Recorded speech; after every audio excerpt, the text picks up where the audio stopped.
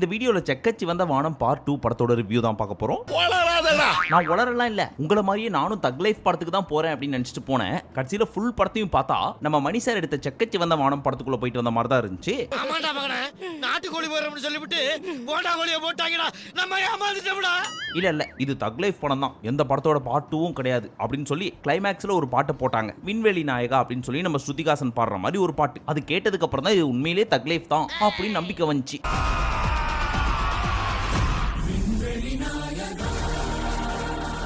படம் எப்படி இருக்கு அப்படின்னு பார்க்க போறதுக்கு முன்னாடி நம்ம மணி சார்ட்ட ஒரே ஒரு கேள்வி.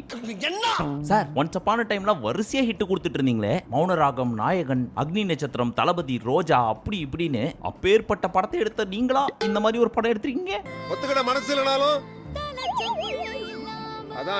ஸ்டார்டிங்லே பிளாக் அண்ட் ஒயிட்ல ஸ்டார்ட் ஆச்சா? ரைட், நம்ம குட் பேட் அக்லில வந்த மாதிரி நாயகன் ரெஃபரன்ஸ் எல்லாம் வச்சு எடுப்பாரோ, பயங்கரமா இருக்க போதுப்பா அப்படின்னு பார்த்துட்டு இருந்தோம். ஆனா உண்மையிலே அது பயங்கரமா தான் இருந்துச்சு. ஸ்டோரியோ ஸ்கிரீன் பிளேவோலாம் கிடையாது. இப்பதான் டிஏஜிங் அப்படின்றது ரொம்ப ட்ரெண்டா போயிட்டு இருக்கே. தளபதி பண்ணிட்டாரு, தலை பண்ணிட்டாரு, அப்புறம் நான் பண்ணலனா எப்படி அப்படின்னு சொல்லி ஸ்டார்டிங்ல நாயகன் கெட்டப்ல ஒரு டிஏஜிங் பண்ணிருக்காங்க நம்ம ஆண்டவருக்கு. அது பயங்கரமா இருந்துச்சுப்பா.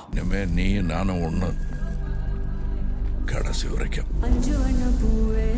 சரி, அது பயங்கரமா இருந்துச்சு. அதுக்கப்புறம் வேற என்ன பயங்கரமா இருந்துச்சு அப்படின்னு கேட்டீங்கன்னா, இதுக்கப்புறம் இன்னும் பயங்கரமா இருக்கும். ஐஸ்வர்யா லட்சுமி மாமன் படத்துல வந்ததை விட இந்த படத்துல ரொம்ப நல்லா இருந்தாங்க. கமலோட ஆக்டிங் நல்லா இருந்துச்சு. எஸ்டிஆரோட மாஸ் மொமெண்ட்ஸ்லாம் நல்லா இருந்துச்சு. ஜிங்கிச்சா ஜிங்கிச்சா பாட்டு நல்லா இருந்துச்சு. கிளைமேக்ஸ்ல ஸ்ருதிஹாசன் பாடின விண்வெளி நாயகா பாட்டு நல்லா இருந்துச்சு.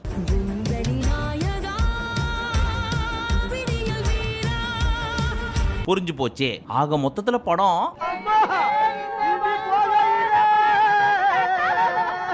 இந்த படத்துக்கு 2 பேரும் சேர்ந்து கதை எழுதிருக்காங்க. ஒன்னு நம்ம மணி சார், இன்னொருத்தர் நம்ம ஆண்டவர். பட் இந்த படம் பார்த்து முடிச்சுட்டு வந்ததுக்கு அப்புறம் தான் ஒரு கேள்வி வந்துச்சு. சார், இந்த கதையை தான் நீங்க 2 பேரும் சேர்ந்து உட்கார்ந்து எழுதினீங்களா சார்? அதுவும் நம்ம மணி சார் இந்த ஸ்கிரிப்ட் எழுதுறதுக்கு கொடைக்கானல் போனாராம். ஏன் இங்க இடம் இல்லையா?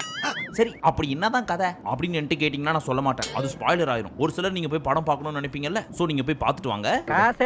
என்ன ஓடிடில ரிலீஸ் ஆகும் தெரியுமா? 1 மாசம் 1.5 மாசத்துக்கு அப்புறம். 1.5 மாசம்லாம் போறதுக்கு சான்ஸ் இல்ல. ஒருவேளை அப்ப ரிலீஸ் ஆகுதுன்னு வச்சுங்க, அப்ப வேணா ஒரு டீடைல்டு ரிவ்யூ போட்டுக்கலாம். அதுல சொல்றேன் உங்களுக்கு கதை. அதை சொல்லிடுவேன்னு பயந்தாப்பா அவன் இங்க படுக்க சொல்றேன். கடுகளவு வெளியே கசிஞ்சா கூட முதலாளியை நீ உசுரோட பார்க்க முடியாது. நான் 8 அடி பாஞ்சா, நீ 18. 16. சரி, கணக்கு புள்ள. அண்ட் இந்த படத்துல எனக்கு இன்னொரு டவுட், அதுவும் எங்க மணி சார்ட்ட தான் கேட்கணும். சார், நீங்க பொன்னியின் செல்வன் அப்படின்னு ஒரு படம் எடுத்தீங்க. அதுல ஏகப்பட்ட கேரக்டர்ஸ் இருக்கும், அதனால அத்தனை பேரை கேஸ்ட் பண்ணி வச்சிருப்பீங்க. ஆனா இந்த படத்துல எதுக்காக இத்தனை பேர்? கமல்ஹாசன், எஸ்டிஆர், த்ரிஷா, அபிராமி, ஐஸ்வர்யா லட்சுமி, ஜோஜு ஜார்ஜ், நாசரு, நம்ம லப்பர் பந்து சஞ்சனா, நம்ம பக்ஸ், வையாபுரி, சின்னி ஜெயந்த், இப்படின்னு லிஸ்ட் பெருசா போயிட்டே இருக்கு. இது யாரா? நம்ம வயலுகப்பா. அண்ணனுக்கு ஒரு சேஃப்டி லாரி பின்னாடி நிக்குது. ஆனா ஒரே ஒரு நல்ல விஷயம் மணி சார், நீங்க மட்டும் ஒரு படத்தை சைன் ஆஃப் பண்ணிட்டீங்க. உங்க புண்ணியத்துல பல பேர் வீட்ல அரிசி போங்க. அது எப்ப தெரிஞ்சுன்னா, என் கிரெடிட்ஸ் அப்படின்னு ஒன்னு போடுறாங்க. அதுல எனக்கு தெரிஞ்சு குறைஞ்சது ஒரு 1000 இருந்து 5000 பேர் இருப்பாங்க போல இருக்கு. பெருசா போய்கிட்டே இருக்கு. அந்த ஒரு விஷயத்துக்காக மணி சார் கண்டிப்பா உங்களை பாராட்டியே ஆகணும். என் கடமையை தானே செஞ்சேன். அதுக்கு எதுக்கு பாராட்டு விழா? எனக்கு ஏதோ சரியா படல. நீங்க இப்ப போக வேண்டாம். மேடம், சரி, விஷயத்துக்கு வருவோம். இந்த ஃபர்ஸ்ட் ஹாஃப் இருக்கே, ஃபர்ஸ்ட் ஹாஃப் அது ஆரம்பிச்சு முடியறதுக்குள்ள லைட்டா, ரொம்பலாம் கிடையாது, மைல்டா மண்டையில ஒரு ஓரமா வலிக்க ஆரம்பிச்சது. எனக்கு மட்டும் தான் வலிக்குதா அப்படின்னு திரும்பி பார்த்தா தியேட்டரே கும்மிருட்டா இருந்துச்சா. அதனால மூஞ்சிலாம் தெரியல. ஒரு சில சீன்ஸ் எல்லாம் பேக்ரவுண்ட் மியூசிக்கே வராம இருக்கும் பாத்தீங்களா. அப்போ நம்ம மக்கள் எல்லாரும் கோரஸா சேர்ந்துக்கிட்டு அப்படின்ற மாதிரி ஒரு சவுண்டு, அப்படின்ற சவுண்டு, இப்படி வகை வகையான சவுண்டு விட்டாங்க. அப்பதான் தெரிஞ்சு எப்படா இன்டர்மிஷன் வரும், நம்மள மாதிரியே அவங்களும் வெயிட் பண்ணிட்டு இருந்திருக்காங்க அப்படின்னு. அடங்கொய்யால என்ன இவங்க கதை சொல்ல ஆரம்பிச்சாவே போயிடறாங்க. எப்ப போறானுங்க?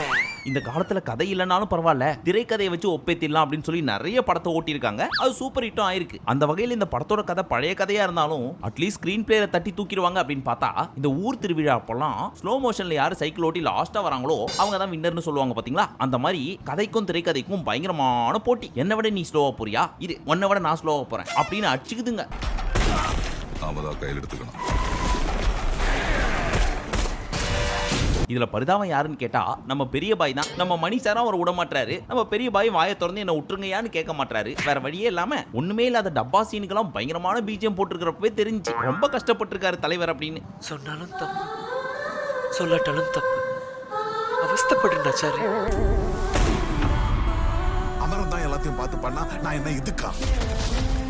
ஆனா ஃபர்ஸ்ட் ஆஃப் தான்ப்பா அப்படி, செகண்ட் ஆஃப் பயங்கரமா ஸ்டார்ட் ஆச்சு. ரைட்டு, மணி சார் புடிச்சிட்டாரு, இதுக்கப்புறம் எப்படி ஜெட் வேகத்துல போகுது பாரு அப்படின்னு பார்த்தோம். பொசுக்குன்னு பார்த்தா புன்னகை மன்னன்லாம் வருது. வேற ஒருத்தனோட படத்துல இருந்து எடுத்தாதானடா காப்பின்னு சொல்வீங்க, எங்க படத்துல இருந்தே நாங்க எடுத்தா எப்படி யோசிச்சோம் பாத்தியா அப்படின்னு வச்சாங்க பாருங்க ஒரு ட்விஸ்ட். அதுலயும் ஃபர்ஸ்ட் ஹாஃப்ல ஆரம்பிச்ச கதை இன்டர்மிஷன் அப்போ வேற மாதிரி போக போகுது போல இருக்கு அப்படின்ற மாதிரி யோசிக்க வைக்கும். ஆனா நம்ம மணி சார் கில்லியில வர பிரகாஷ் ராஜ் மாதிரி அதெல்லாம் ஏன் யோசிக்கிற, அதெல்லாம் நீ யோசிக்க கூடாது, தப்பு தப்பு தப்பு தப்பு தப்பு, நீங்க என்ன யோசிக்கிறீங்களோ அதை செய்யறது தான் இந்த மணியோட வேலை. என்ன கமலு? சரியாகவே சொன்னீர்கள்.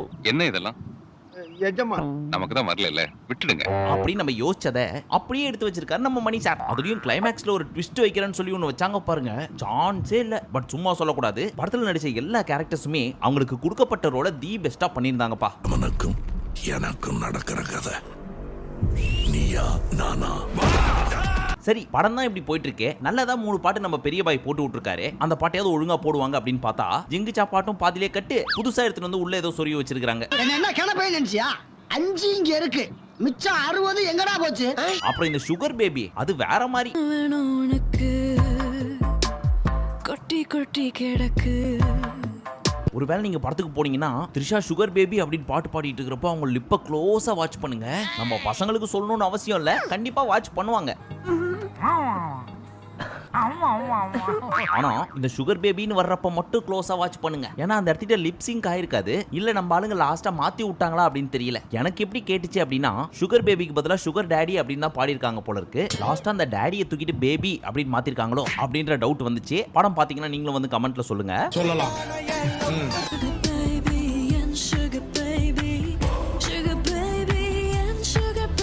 அடுத்து இந்த முத்தமழை பாட்டு படத்துல வரவே இல்ல, விண்வெளி நாயகா பாட்டை கிளைமேக்ஸ்ல போட்டு முடிச்சிட்டாங்க, அதுவும் எண்ட் கிரெடிட்ஸ் அப்போ. அட்லீஸ்ட் இந்த சாங்ஸ் எல்லாம் படத்துல போட்டிருந்தா ஓரளவுக்காவது சாட்டிஸ்பாக்சன் கிடைச்சிருக்கும். சோ இதுவும் இல்லையா, அப்பவே என் மைண்ட்ல ஓட ஆரம்பிச்சிச்சு. அவங்க என்ன ஏமாத்திருக்காங்க. ஐயோ, ரிவ்யூல போய் நம்ம என்னன்னு சொல்றது, கதையும் சொல்லக்கூடாது, சொல்லிக்கிற மாதிரி பெருசாங்க ஒன்னும் கிடையாது. அப்பதான் ஒண்ணு மைண்டுக்கு வந்துச்சு, இந்த படம் எப்படி இருக்குன்னு உங்களுக்கு புரியுற மாதிரி சொல்லணும்னா Indian 2 is the best movie.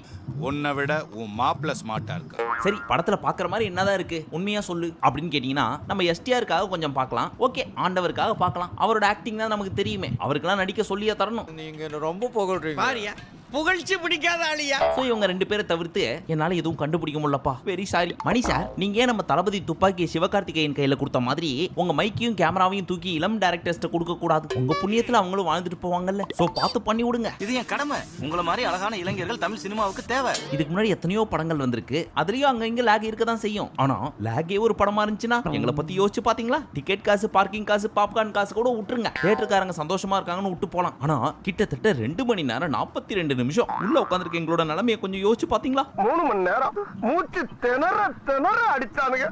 நானும் பலிக்காத மாதிரியே எவ்வளவு நேரம் அடிக்கிறது.